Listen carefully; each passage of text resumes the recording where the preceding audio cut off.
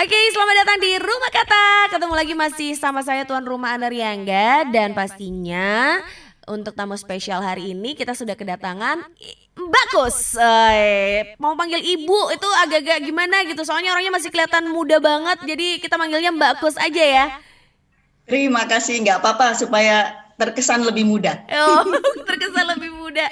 Ya wes, ngomong-ngomong Mbak Kus gimana kabarnya? Alhamdulillah sehat. Alhamdulillah sehat. Oke, Mbak Kus ini ya adalah penulis dari Merindu Khusyuk. Mungkin di situ nggak akan menemukan nama Mbak Kus gitu ya, tapi di situ Mbak Kus menggunakan nama pena. Nama penanya apa Mbak Kus? Boleh Mbak Kus aja Bu. Lasyaka. Lasyaka. Ya, yang Mbak Kus sendiri bocorin itu tadi adalah Lasyaka. Kenapa pakai nama peta nama pena Lasyaka? Lasyaka itu diambil bahasa Arab, artinya jangan ragu. Hmm. Harapannya supaya memotivasi saya, kalau Mm-mm. menulis itu jangan ragu, menulis saja. Nanti Hmm. lama-lama idenya akan mengalir sendiri, pokoknya apa yang ada di pikiran kita, segera tuangkan. Hmm. Jangan ragu, seperti Hmm. itu. Tapi ngomong-ngomong, suka nulis sendiri itu apa karena memang tuntutan atau memang hobi atau apa nih? Suka ya, hobi. Saya menulis dari mulai SMP kayaknya SMP. Tapi kalau membaca puisi, membaca buku-buku fiksi sudah mulai SD. Nah, dari kesukaannya menulis itu tadi, itu akhirnya membawa jalan hidup Mbak Kus ini kemana aja nih? Sebenarnya kalau menulis aktifnya lagi ini baru setahun yang lalu, 2019 tepatnya setelah saya resign. Oh, resign Kalau dari dulu apa itu itu? saya menulis hanya di medsos, Hmm. Instagram, Facebook, kadang di blog seperti itu atau di buku harian seperti itu. Terus begitu saya resign, saya ikut sekolah menulis online. Nah, setelah itu karena berkumpul dengan komunitas yang sesama pecinta literasi, akhirnya motivasi itu muncul. Hmm. Sehingga saya mulai produktif lagi untuk berkarya. Baiklah. Produktif lagi untuk berkarya. Berarti totally karya yang dihasilkan itu sudah ada berapa aja nih Mbak Kus? Kalau yang lainnya baru ontologi selama 2019 itu memang karena saya masih membangun spirit saya lagi, jadi saya kumpul dulu dengan komunitas, kemudian saya membuat buku itu masih gabung dengan beberapa penulis. Jadi sifatnya ontologi ini ada 7. Mhm. Ini satu, terus Iya. ini ada lagi Oke. dua, tiga, Uh. empat, Wow. lima, Banyak banget. enam, 7. Lah, Jadi untuk ontologi yang alhamdulillah. saya tulis Hah? rame-rame dengan pengarang yang lainnya, Mhm. maksud saya pembuat buku yang lainnya gitu, itu Mhm. ada 7. Tapi Mhm. kalau untuk buku solo, karena Mhm. saya memang target 2020, pokoknya selama setahun kemarin saya fokus untuk yang nulis rame-rame, saya pikir gitu. Mhm. Kemudian 2020 saya harus bisa menulis sendiri. Makanya Mhm. buku menulis solo ini baru satu ini, Merindu Merindu Khusyuk, khusyuk. kemudian nanti akan terbit lagi, ini 3 hari lagi akan terbit lagi yang baru. Wow, ditahan dulu yang baru kita ngobrolin soal Merindu Khusyuk sendiri. Ya, Tentang Merindu Khusyuk, apa yang Mbak Kus tuangkan di buku itu? isinya tentang kegalauan saya pribadi atau mungkin juga yang lainnya. Mm-mm. Eh, Bagi pembaca juga mungkin mengalami hal yang sama di situ tentang apa ya? Kok sulitnya ketika kita ingin mendapatkan kehusyuan dalam sholat. Jadi di situ ada semacam renungan diri, bermuhasabah. Kenapa kita itu begitu sulit untuk melaksanakan sholat dengan khusyuk? Jadi sholat itu ibaratnya hanya semacam rutinitas, kebiasaan, Mm. kewajiban dan belum bisa menjiwai sholat itu menjadi suatu kebutuhan seperti itu. Mhm. Dan buku ini pastinya juga terinspirasi dari kehidupan sendiri dan juga mungkin ini juga adalah bagian cerita dari orang-orang lain juga.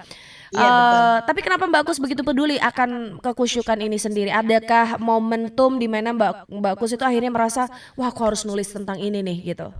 Ya, soalnya saya berpikir sholat itu hal yang utama dalam kehidupan kita. Kalau kita Hmm. sebagai Muslim, Kenapa dikatakan sholat itu sebagai pondasi? Ketika ada kalimat sholat itu sebagai pondasi, seharusnya kita harusnya sadar bahwa kenapa dikatakan pondasi, berarti kan hal yang utama. Berarti saya harus fokus di situ.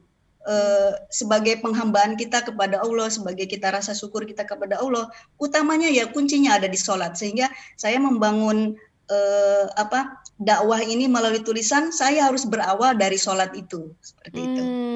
Dakwah, waduh, sepertinya Mbak Kus ini juga ada misi untuk menjadi seorang penceramah atau pendakwah mungkin.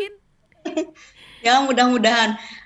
Makanya itu saya ingin berbagi, memotivasi orang untuk menjadi lebih baik lagi, membuat Indonesia lebih baik, membuat emak-emak menjadi baik dengan melalui tulisan saya. Di rumah juga saya ada kajian masyarakat sekitar. Setelahnya saya resign ini, tiap 2 hari sekali saya memberikan motivasi keagamaan, seperti itu.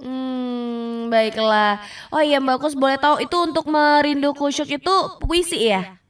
Ya, puisi. Tapi puisinya ini nggak terlalu nggak terlalu pakai diksi yang begitu mendalam sehingga orang tidak paham, karena saya harapannya di sini kan yaitu tadi ke dakwah kembali, jadi kata-katanya lebih mudah dipahami, jadi saya lebih fokus ke makna yang terkandung di dalamnya, dan untuk mempercantik indah puisinya saya hanya memolesnya di rimanya, di akhir susunan kata-katanya. Tetapi kalau penggunaan diksi tidak seberapa. Jadi bagi mereka yang pecinta puisi level biasa, maksudnya bukan pecinta banget puisi pun, insya Allah mengerti puisi saya.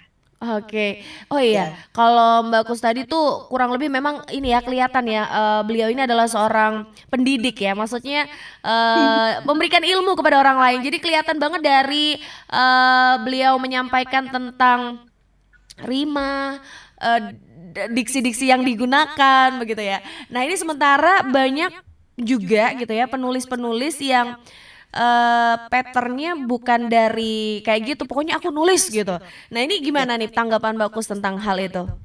Oh iya, memang kalau untuk menjadi penulis ya modalnya harus menulis, karena menulis itu sebenarnya bukan bakat. Menulis itu adalah latihan, keahlian yang bisa kita latih terus menerus. Jadi intinya ya menulis saja. Nanti setiap tulisan itu akan menemukan jodohnya. Maksudnya jodohnya di sini penggemarnya, pembacanya. Jadi apapun style kita, cara kita menulis, nanti akan ada orang yang menyukai tulisan kita. Sebagaimana kalau kita buka kuliner misalnya kan, misalnya ada bakso yang untuk fokus ke level-level yang pedes-pedes kan lagi musim. Tapi kan tidak semua orang juga suka pedas. Nanti ada penggemarnya dengan sendirinya. Begitu juga dengan tulisan, sama dengan ketika kita mengembangkan kuliner, sama aja menurut saya begitu. Oke, akan ada yang menyukai, tapi juga pastinya akan ada yang tidak suka nih. Nah, untuk menyikapi yang tidak suka ini bagaimana? Biasanya orang kadang langsung ngedrop, apalagi penulis yang masih penulis pemula begitu. Kalau saya prinsipnya gini, ketika menulis itu kita jangan memikirkan pingin namanya tenar dulu, terus ingin banyak penggemarnya, ingin banyak fansnya.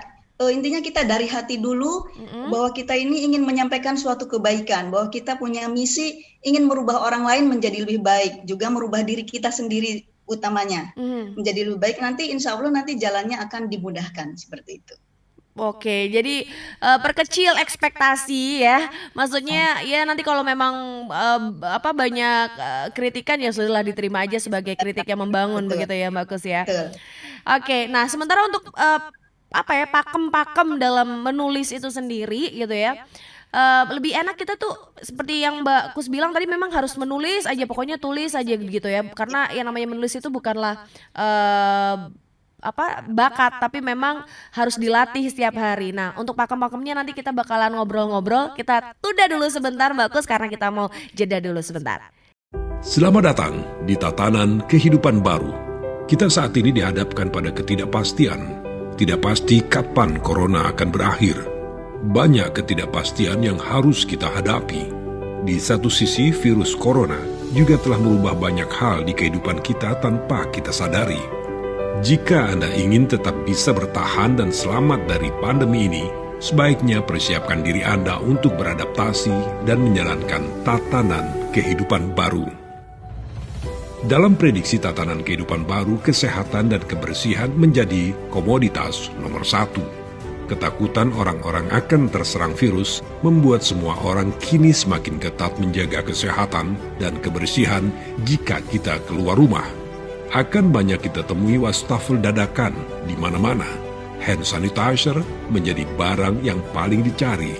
Orang mengenakan masker kemana-mana, selalu menjaga jarak saat melakukan kegiatan, dan tidak berkerumun, dan tidak melakukan kontak fisik meski itu hanya sekedar bersalaman. Vitamin dan jamu menjadi barang yang banyak dikonsumsi selain makanan pokok. Sebelum bepergian, orang akan dicek dulu suhu tubuhnya dan tidak akan diizinkan melanjutkan perjalanan jika terindikasi tidak sehat. Dan akan selalu dilakukan cek suhu tubuh ketika berkegiatan sosial seperti di mal, rumah makan, atau di mana saja. Tidak menutup kemungkinan ke depan orang akan diwajibkan membawa dokumen kesehatan pribadi saat bepergian. Atau bisa jadi sistem pelacakan kesehatan di bandara dan terminal transportasi umum lainnya akan menjadi lebih praktis dan mudah. Nah, selamat datang di Tatanan Kehidupan Baru. #Indonesia Tatanan Kehidupan Baru.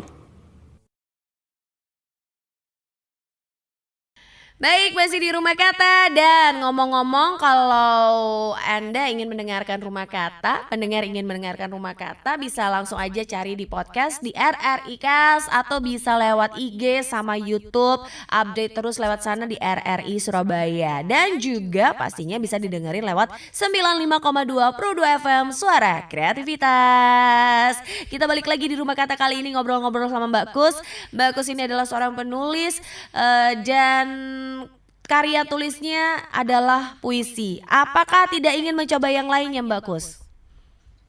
Untuk ini saya rencananya setelah buku yang nanti hari Kamis terbit ini kan puisi juga, tapi puisinya ada berbeda. Kalau yang sebelumnya kan puisi murni. Untuk yang mau terbit tuh nanti puisi tapi ada narasinya. Harapannya karena kan takutnya tidak semua orang paham dengan puisi, akhirnya saya kasih narasi di bawahnya. Setiap puisi di bawahnya ada narasi. Kemudian setelah terbit ini saya sedang menulis cerpen sekarang. Sudah saya kumpulkan sekitar 19 cerpen. Harapannya setelah 20 mau saya bukukan. Oke. Itu tadi namanya orang kalau sudah kadung suka nulis gitu ya, ada aja idenya yang pengen ditulis gitu ya Mbak Kus ya. Nah ini balik lagi tadi Anda pengen tanya-tanya soal pakem-pakem dalam menulis. Nah dari kacamata seorang Mbak Kus sendiri untuk menulis itu pakem-pakemnya seperti apa aja sih? Kalau untuk menulis ya pertamanya kita membaca dulu, banyak membaca, nanti akan keluar ide-ide untuk menulis. Kemudian mencari tokoh idola yang kita itu lebih cenderung mengikuti gayanya siapa. Kemudian nanti kita akan tertarik, setelah kita tertarik kita sering membaca karyanya orang tersebut. Kemudian dalam keseharian kita bisa menulis dari mulai hal yang ringan seperti membuat diary seperti itu. Dan kalau menulis itu kita pokoknya fokus menulis dulu, nanti setelah itu baru editing. Jadi jangan memikirkan editing dulu, yang penting menulis dulu, nanti baru edit terakhir seperti itu. Kemudian ide menulis itu bisa datang dari mana saja, dari teman yang curhat ke kita bisa dijadikan cerita, dari perenungan kita ketika duduk, ketika jalan-jalan, ketika pergi ke suatu tempat, ketika punya masalah, apapun bisa jadi tulisan. Seperti itu. Gitu ya. Dan mengenai target tadi sendiri sepertinya kan kayak Mbak Kus itu tadi 2020 ini adalah gencar-gencarnya Mbak Kus menghasilkan karya begitu ya. Pastinya juga diburu oleh target juga, atau justru emang itu kemauan atau dari motivasi Mbak Kus sendiri? Kemauan sendiri. Gak ada yang target nih ceritanya. Dan untuk setelahnya cerpen ini saya juga sedang ingin mencoba novel. Novel ini saya sudah membuat episode, sudah ada 10 episode. Mungkin nanti sekitar 25 episode nanti baru jadi seperti itu. Wow, jadi, udah hampir setengah jalan ya. Berangkat dari hal yang kecil-kecil dulu, yaitu tadi menulis bersama. Habis Mhm. nulis bersama mencoba solo, tapi solo yang puisi. Kalau puisi kan kita bisa membuat setiap hari satu, satu, satu. Terus Hmm. cerpen. Kalau cerpen kan agak lama di editingnya, apalagi nanti novel itu kan harus ada benar-benar sambung menyambungnya itu bagaimana. Jadi dari Hmm. hal yang sulit mudah dulu ke tingkatan yang lebih sulit seperti itu. Ada rasa pernah bosen gitu nggak sih Mbak Kus dalam menulis? Ya, terkadang muncul seperti itu. Eh, Biasanya saya mengantisipasinya ketika muncul seperti itu, saya membaca buku Hmm. karya orang lain, Hmm. baik melalui apa online maupun offline, melalui buku atau browsing seperti itu. Hmm. Nanti setelah itu akan muncul ide lagi, atau mungkin editing karya kita yang sudah kita endapkan beberapa minggu yang lalu. Nah, Mhm. ketika kita waktunya luang, tidak ingin menulis, maka waktunya untuk editing. Seperti itu. Mhm. Dan apa, eee, kalau itu bosan adalah kendala dari dalam ya. Tapi kalau Ya. untuk dari luar sendiri gitu, dari eksternal, wey, dari luar sana, Ya. apakah ada kendala-kendala yang, mungkin membuat Mbak Kus itu jadi, "Duh gimana ya?" Gitu, jadi kadang-kadang ngedrop, kadang-kadang mungkin, "Oke deh semangat semangat," gitu, gimana? Kalau datang ngedrop itu biasanya pas kita lagi mood mau nulis, lagi imajinasi, lagi liar-liarnya, Mhm. tiba-tiba ada gangguan tamu, atau Mmm. mungkin ternyata suami datang di luar jadwalnya, maksudnya Mmm. harusnya kan kita mau, wah ini di rumah nih lagi sepi misalnya, mau Mhm membuat mhm. sudah prepare, sudah di depan laptop, Mmm. ternyata ada yang datang. Terus akhirnya ya sudah dibatalkan, tapi dalam pikiran saya ya sudahlah, karena ada kita juga punya kewajiban yang lain, dan insya Allah kewajiban yang lain juga kalau kita ikhlas pahalanya juga lebih besar. Saya yakin penundaan penulisan saya nanti tetap akan ditemukan waktunya seperti itu. Pokoknya apa Mmm. yang terjadi saya pikir ada hikmahnya, tidak perlu disesali. Nanti kalau kita gondok emosi malah moodnya juga nggak baik. Benar banget. Ngomong-ngomong Bagus, kalau balik lagi sama karyanya Bagus Merindu Kusyuk gitu ya. Ini covernya warnanya kuning, di situ terus ada apa gambar animasi seorang pria sedang bersujud gitu ya kan, duduk bersimpuh dengan tangan ditengadahkan untuk berdoa begitu ya. Dan ada Ya. juga bulan sabit. Ini boleh diceritain untuk cover pemilihan gambarnya dan juga warnanya itu sendiri. Kenapa memilih seperti itu? Ada alasan atau makna filosofis di situ nggak? Kalau untuk covernya hanya yang apa? Yang menentukan editornya. Saya kebetulan nggak dilibatkan untuk yang ini. Jadi saya Oh, hanya oke. fokus di karyanya. Oh, baiklah. Boleh dong, Bagus, dibacain gitu salah satu karyanya yang ada di situ untuk Merindu Kusyuk, mungkin salah satu judul yang ada di situ. Oh gitu. Kita pengen Wah, denger. jadi manggung nih. Iya boleh dong, boleh. Kan lebih asik. Aku nanti jadi mungkin bisa memotivasi yang lainnya untuk menulis juga, bukan? Gitu, ya, Iya ya, ya. bener. Sebentar, saya ambil nafas dulu. Iya. Lah dari tadi nggak napas bagus. Kan udah Kan nanti napas. jenis suaranya beda. Kalau puisi dengan biasa kan nggak sama. Oke, sip. Berarti Mbak Kus ini udah profesional banget nih, udah keren nih. Gimana gimana? Yuk, silakan ini dia Mbak Kus. Ya, terima kasih. Bersimpuh. Aku sholat menghadapmu, kucurahkan rinduku, bagai bocah dambakan pelukan ibu. Kuadukan semua keluh kesahku, biarkan aku merintih padamu. Biar kutunjukkan bahwa aku tak berdaya tanpamu. Biar kusampaikan bahwa aku selalu butuh hadirmu. Aku sholat menghadapmu. Kusampaikan semua cita-cita dan harapan tentang hari ini juga masa depan. Biar engkau yang menentukan, biar engkau yang pilihkan yang terbaik untuk kuperjuangkan. Aku sholat menghadapmu, berharap cintamu, cinta yang tak pernah layu, seperti denyut jantungku, Ia terus berdenyut setiap waktu, di waktu sadar dan lelapku. Selalu temani aku walau ku tak tahu. Selalu membersamaiku walau tak pernah bertemu. Selalu berkorban untukku walau ku lupa hadirmu. Aku sholat menghadapmu, berharap kasihmu, sejukkan aku dari dahaga dunia. Laksana sejuknya embun pagi, bening tak terkira. Seumpama sejuknya hujan, dicurahkan, menyuburkan tanaman, seperti sejuknya gemericik air, iramanya larutkan ketenangan. Surabaya, 15 Mei 2020. Yeay, itu tadi puisinya, judulnya tadi apa Bagus?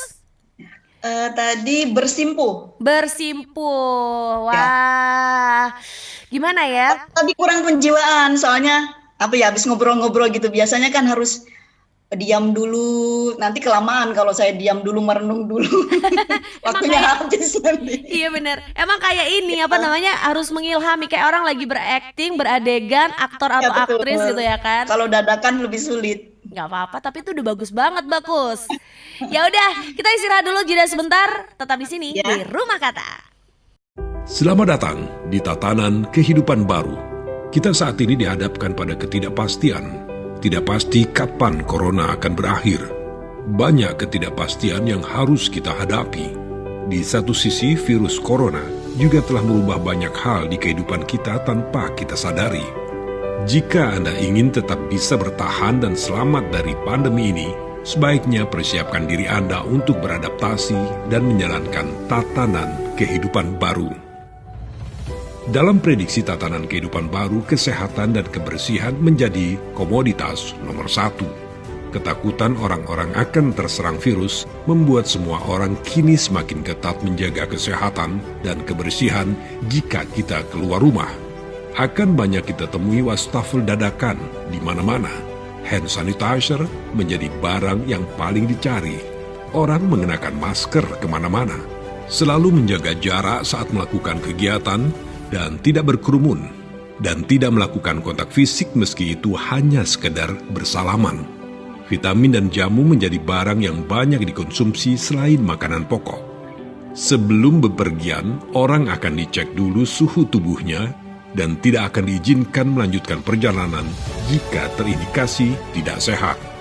Dan akan selalu dilakukan cek suhu tubuh ketika berkegiatan sosial seperti di mal, rumah makan, atau di mana saja.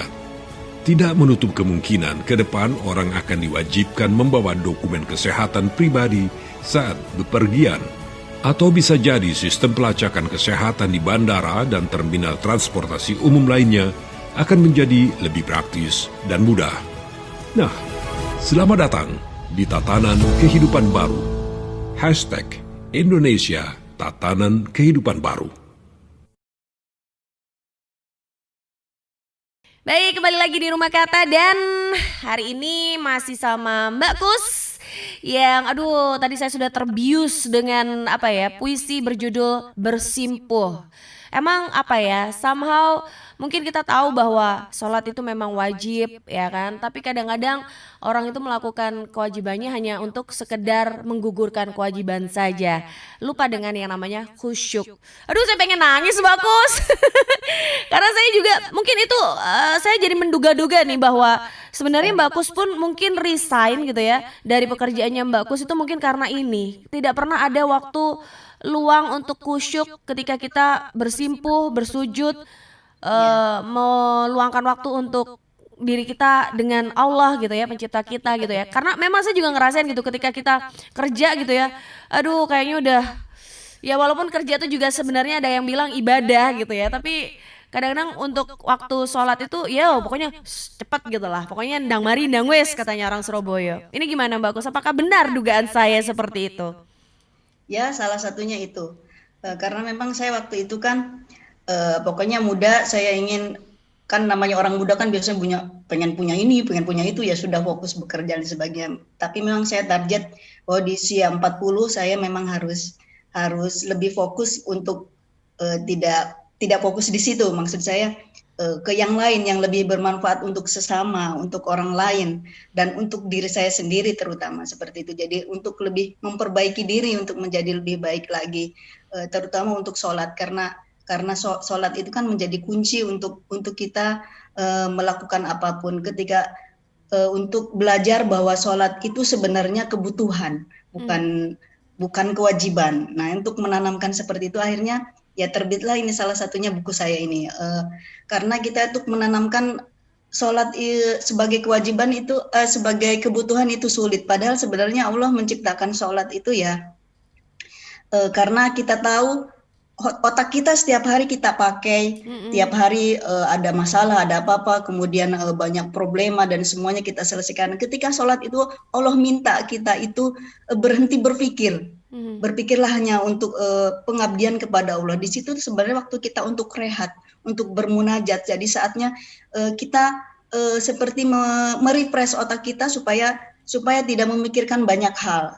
Allah memberikan waktu itu spesial buat kita untuk otak kita berhenti sejenak, merenung sejenak, berhenti dari rasa capek otak kita, karena otak kita juga bekerja seharian pastinya capek. Kemudian kita juga punya hati kita kan setiap hari mesti ada masalah, ada sedih, ada marah, ada emosi, ada senang. Nah, ketika sholat itu maka Allah memberikan waktu buat kita supaya hati kita yang capek lelah itu berhenti sejenak.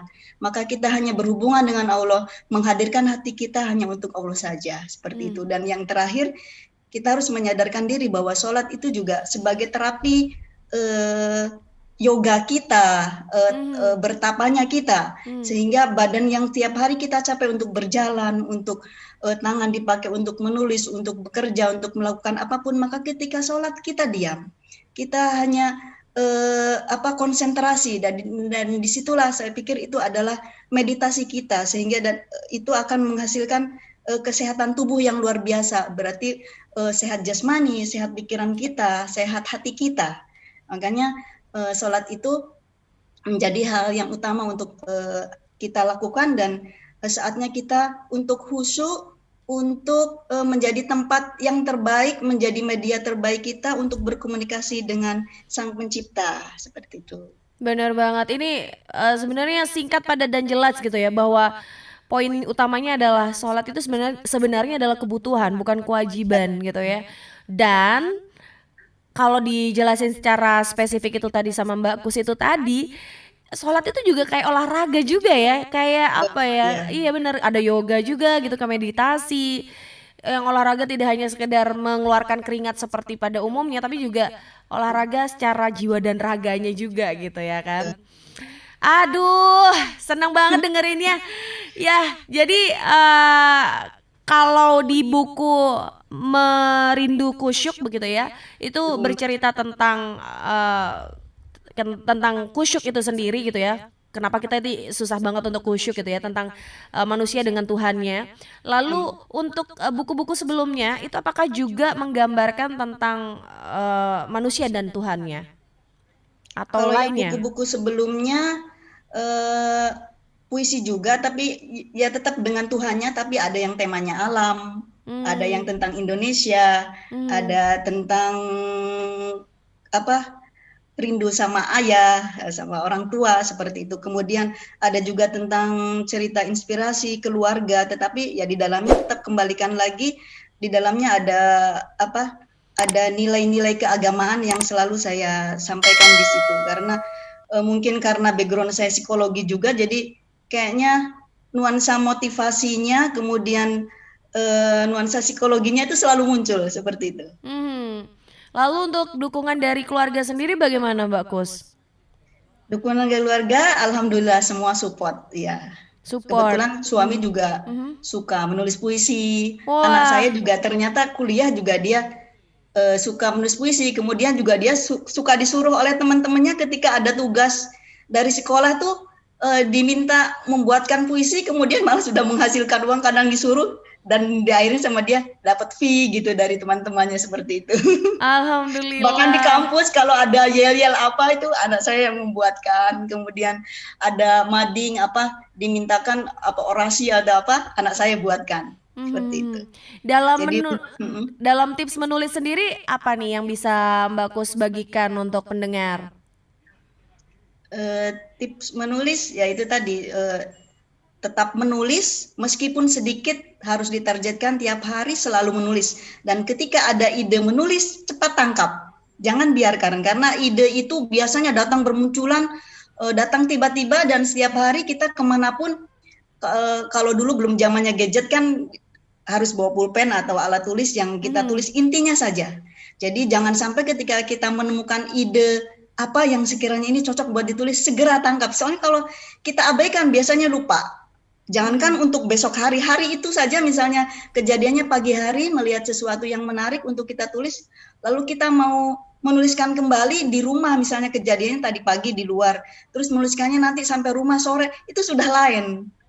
Feel-nya itu sudah nggak sama. Jadi begitu kita ada inspirasi, cepatlah tulis meskipun di memo garis besarnya saja. Nanti kalau sudah ada outline-nya, ada garis besarnya, ketika kita akan menuangkan akan ketemu sebagaimana awalnya kita menemukan. Dan kalau itu tadi dalam hal menulisnya. Lalu untuk ketika kita sudah mendapatkan tulisannya, kita sudah menghasilkan tulisannya, gimana nih supaya bisa diterima oleh penerbit dan akan dipasarkan oleh penerbit? Gitu. Untuk pertama saya kan ikut di waktu awal-awal ikut di di komunitas penulis. Jadi nanti dari situ kita bisa mencari info dari teman-teman, penulis mana sih, penerbit mana sih yang mudah, yang nggak rewel, terus kita tahu syarat-syaratnya bagaimana, terus hasil terbitannya seperti apa. Kadang ada teman-teman penulis kan bisa memasukkan di sini aja, di sini lebih baik, lebih welcome, atau editingnya lebih bagus, atau misalnya ketika kita mengajukan dia nggak terlalu lama, seperti itu. Jadi bagi penulis pemula ya usahakan join dulu dengan komunitas para penulis. Jadi kan sekarang sudah banyak di online itu sekolah-sekolah menulis tuh, di situ banyak. Jadi selain kita juga dapat info-info tentang penerbit, kemudian motivasi kita untuk menulis juga akhirnya stabil. Selalu ada yang mengingatkan, selalu, apalagi ketika teman kita menerbitkan buku, jadi kayak kompor gitu. Jadi kita panas pengen membuat juga seperti itu. Tapi kalau kita komunitasnya nggak ketemu dengan mereka, akhirnya kita merasa paling prestasi sendiri, padahal orang lain sudah berlari gitu. Baik. Bergabunglah bersama sebuah komunitas yang sama-sama kita minati agar tetap konsisten juga begitu ya. Baik Mbak Kus, akhirnya kita sudahi dulu Rumah Kata obrolan kita kali ini. Saya tunggu kehadiran Mbak Kus lagi berikutnya dengan karya-karya lainnya ya. Mudah-mudahan, amin. Amin. Sukses selalu Mbak Kus. Terima kasih, RRI juga tetap sukses. Terima kasih. Baik kalau gitu pendengar, tetaplah di Rumah Kata. Tunggu episode-episode berikutnya. Yang jelas kamu bisa pantengin update-annya di Instagram RRI Surabaya.